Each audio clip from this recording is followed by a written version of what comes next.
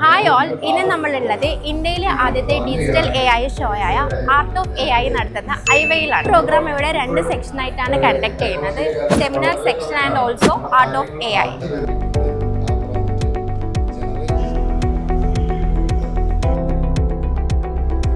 ഇപ്പം ഇവിടെ ഒരുപാട് AI ഫോട്ടോസ് ഇവിടെ നമുക്ക് കാണാൻ വേണ്ടി പറ്റും. കൂടുതൽ ഈ ഫോട്ടോസ് ഇവിടെ ക്രിയേറ്റ് ചെയ്തിട്ടുള്ള നമ്മുടെ അക്കേഷണൽ ഡയറക്ടർ ടെമിസൺ എന്ന വ്യക്തിയാണ് എൻ്റെ മുന്നിലുള്ളത്. നമുക്ക് അദ്ദേഹത്തോട് ഈ ഒരു ക്രിയേറ്റിവിറ്റീനെ കുറിച്ച് 2 വാക്ക് ചോദിക്കാം.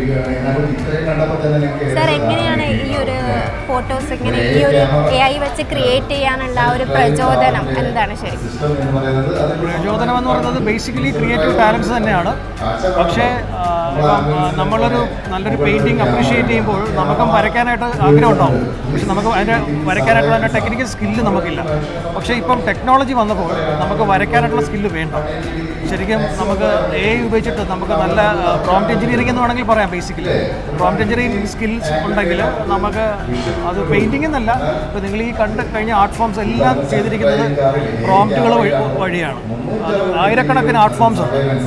അതെല്ലാം നമുക്ക് ഇതുവഴി ചെയ്യാം. അപ്പം ക്രിയേറ്റീവ് സൈഡിൽ മാത്രമല്ല, പ്രൊഫഷണൽ സൈഡിൽ പോലും നമുക്ക് ഈ പ്രോംപ്റ്റുകൾ നാളെ വലിയ ഒരു സാധ്യത ഉണ്ടാകുമ്പോഴാണ്. എസ്പെഷ്യലി AI എന്ന് പറഞ്ഞൊരു സബ്ജക്റ്റ് നാളെ വലിയൊരു സാധ്യത ഉണ്ടാകാൻ പോകുന്നൊരു സബ്ജക്റ്റാണ്. പല ആൾക്കാർക്കുമുള്ള ഒരു ഡൗട്ടാണ്, ഈ AI പഠിക്കാൻ ബുദ്ധിമുട്ടാണോ, ഇതൊരു ടഫായിട്ടുള്ള ഒരു സബ്ജക്റ്റ് ആണോ എന്നുള്ളത് പലർക്കുള്ള ഒരു ബുദ്ധിമുട്ടാണ്. നമുക്കത് സാറിനോട് തന്നെ ചോദിക്കാം.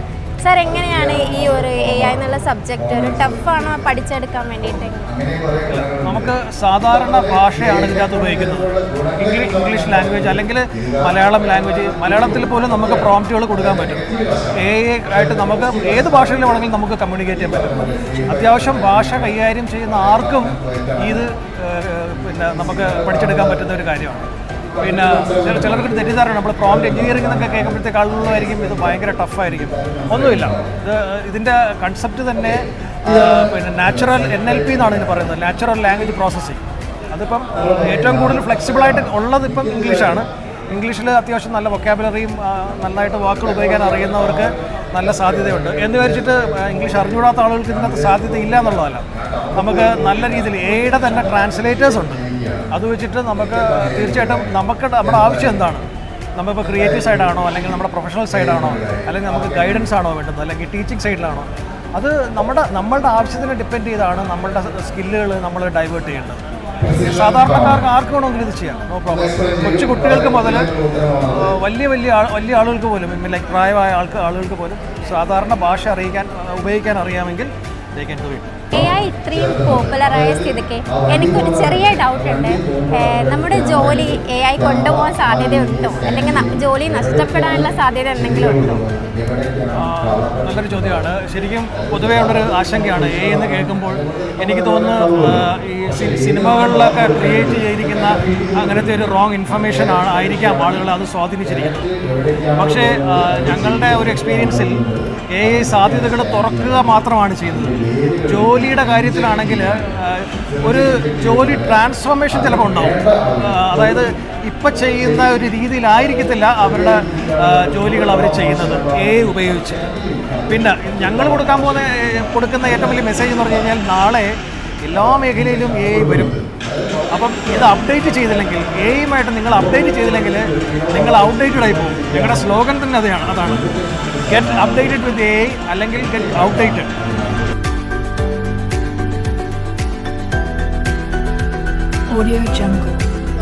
നിങ്ങൾ ഇപ്പോൾ കണ്ട ഈ ഒരു വീഡിയോ AI ജനറേറ്റഡ് ആണ്. ഈ ഒരു വീഡിയോ ക്രിയേറ്റ് ചെയ്ത വ്യക്തി ഇപ്പം നമ്മുടെ കൂടെയുണ്ട്. അപ്പോൾ ഇതാണ് ഞാൻ പറഞ്ഞ വ്യക്തി. ഇദ്ദേഹത്തിൻ്റെ പേര് നൗഷാദ് അഗമ്പാടം. സോഷ്യൽ മീഡിയ വന്ന കാലം തൊട്ടേ, അതായത് ഓർക്കൂട്ട് മുതൽ ഒരു ആർട്ടിസ്റ്റായി വർക്ക് ചെയ്യുന്ന ഒരു വ്യക്തിയാണ് ഇപ്പോൾ നമ്മുടെ കൂടെ ഉള്ളത്. ഒരു ചെറിയ ചോദ്യം സാറിനോട് ചോദിക്കുകയാണ്. സാർ ഒരു ആർട്ടിസ്റ്റായി വർക്ക് ചെയ്തുകൊണ്ട് വരികയാണ് അല്ലേ? സോ നമുക്കറിയാം ഈ AI വന്നത് ഇപ്പോഴാണ്. ഈ ഒരു കാലഘട്ടമല്ല, ഈ ഒരു ഇയറിലാണ് നമുക്ക് AI ഇത്രയും പോപ്പുലർ ആയത്.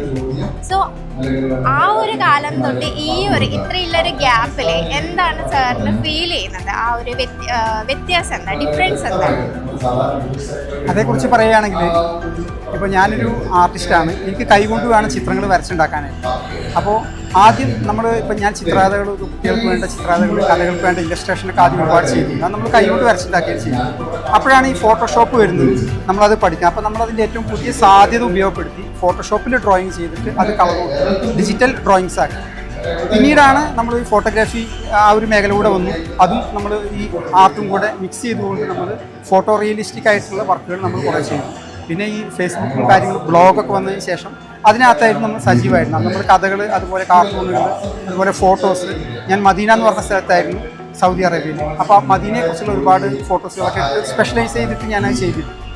പിന്നീടാണ് ഈ AI വന്നത്. ഈ AI വന്നപ്പോഴുള്ള ഏറ്റവും വലിയൊരു അഡ്വാൻറ്റേജ് എന്താണെന്ന് ചോദിച്ചു കഴിഞ്ഞാൽ, ഇപ്പം ഞാൻ പണ്ട് കഥ എഴുതാൻ ആഗ്രഹിച്ചിരുന്നു. നമ്മളൊരു പത്രത്തിന് കഥ അയച്ചു കൊടുത്ത് കാത്തിരിക്കുന്നതിന് പകരം നമ്മൾ ബ്ലോഗിലൂടെ നമ്മളെ കഥകൾ എഴുതുന്നു, നമ്മളൊരു കമ്മ്യൂണിറ്റി ഉണ്ടാക്കുന്നു. അതിനകത്ത് നമ്മൾ പരസ്പരം കമൻറ്റുകളും അഭിപ്രായങ്ങളും ഷെയർ ചെയ്യുന്നു. അതൊരു സാധ്യതയുണ്ട്, വലിയൊരു സാധ്യത തുറന്നു കിട്ടിയത്.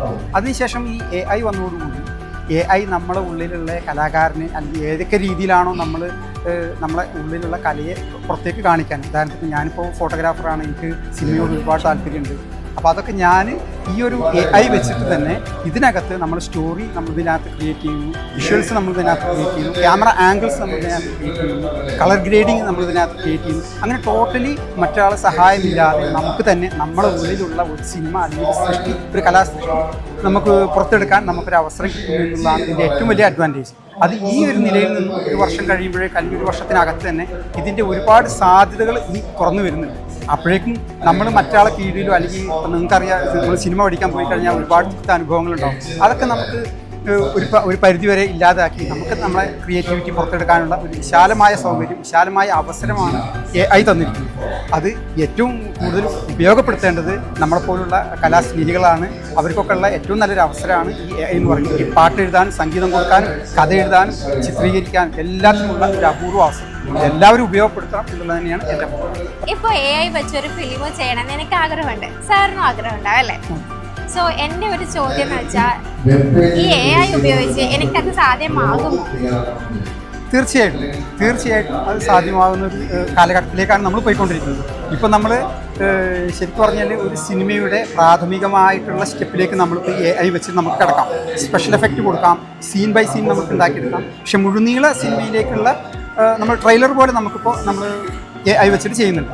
പക്ഷെ അധികം താമസിയാതെ തന്നെ നമുക്ക് മൂവിയിൽ ഒരു സീനിനകത്തേക്ക് വരുന്ന ചലനങ്ങൾ, ക്യാമറ ആംഗിളുകൾ, നമ്മൾ ഉദ്ദേശിക്കുന്ന ആംഗിളുകൾ, ചലനങ്ങൾ എല്ലാം നമുക്ക് വീഡിയോയിലേക്ക് ഇത്ര സെക്കൻഡ് അല്ലെങ്കിൽ ഇത്ര മിനിറ്റ് എന്ന രീതിയിലേക്ക് നമുക്ക് ജനറേറ്റ് ചെയ്തെടുക്കാൻ കഴിയും. ഇപ്പോൾ തൽക്കാലം നമുക്ക് 5 സെക്കൻഡ് 10 സെക്കൻഡൊക്കെ പരമാവധി നമുക്ക് ക്യാമറ മൂവ്മെൻറ്റ് കിട്ടുള്ളൂ. പിന്നെ കണ്ടിന്യൂറ്റി ഒരു പ്രശ്നമാണ്. പക്ഷെ അതൊക്കെ താമസിയാതെ പരിഹരിക്കപ്പെടും. കാരണം പുതിയ പുതിയ ടൂളുകൾ ദിവസം പ്രതി പുറത്തു വന്നുകൊണ്ടിരിക്കുന്നു. ഒരു 6 മാസത്തിനകത്ത് നമുക്ക്, എനിക്ക് തോന്നുന്നത്, നമുക്ക് ഒരു അറ്റ്ലീസ്റ്റ് ഒരു അരമണിക്കൂർ 3/4 മണിക്കൂറൊക്കെ നീളുള്ള ഒരു ലെങ്ത്തുള്ള ഒരു സിനിമ നമുക്ക് തന്നെ സൃഷ്ടിക്കാൻ പറ്റും എന്നുള്ളത് തന്നെയാണ് എൻ്റെ പൂർണ്ണമായ വിശ്വാസം. കാരണം കൂടുതൽ ലെങ്ത്ത് കൊടുത്തു കഴിഞ്ഞാൽ ഇതിൻ്റെ ഒരു കണ്ടിന്യൂറ്റി ഒരു പ്രശ്നം ഉണ്ടാവുമെന്ന് എനിക്ക് സംശയമുണ്ട്. പക്ഷേ ഞാനിപ്പോൾ ഒരു പുതിയൊരു കൺസെപ്റ്റ് സൃഷ്ടിക്കുന്നുണ്ട്, മൈക്രോ മൂവി എന്ന് പറഞ്ഞിട്ട്. നമ്മൾ 2.5 മണിക്കൂറിൻ്റെ ഒരു ഫിലിം നമുക്ക് 5 മിനിറ്റിലേക്ക് ചുരുക്കിയിട്ട് അതിൻ്റെ കഥാസാരം നമ്മളൊരു ക്യാപ്സ്യൂൾ രൂപത്തിൽ കൊടുക്കുന്നൊരു ടെക്നിക്ക്. അത് പുറത്തിറങ്ങിക്കഴിഞ്ഞാൽ നമുക്ക് അറിയാം അതിൻ്റെ റിസൾട്ട് നമുക്ക് എത്രത്തോളം നമ്മൾ ഭാവിയിലേക്ക് ഒരു ചുവടുവെപ്പായിട്ട് നമുക്കത് കണക്കാക്കാം. ആ രീതിയിലുള്ള ഒരു മൂവ്മെൻറ്റ്. ഇപ്പം നമ്മൾ സംസാരിച്ച ഈ 2 വ്യക്തികളെ നമുക്ക് മനസ്സിലായ ഒരു കാര്യം എന്താണെന്ന് വെച്ചാൽ, AI ഒരിക്കലും നമ്മുടെ ജോലിയെ റീപ്ലേസ് ചെയ്യില്ല. പകരം AI പഠിച്ച ഒരാളാണ് നമ്മളെ റീപ്ലേസ് ചെയ്യാൻ പോകുന്നത്. ഇതുപോലെയുള്ള AI കാര്യങ്ങൾ അറിയാൻ നിങ്ങൾക്കും ആകാംക്ഷയില്ലേ? So for that please subscribe our channel.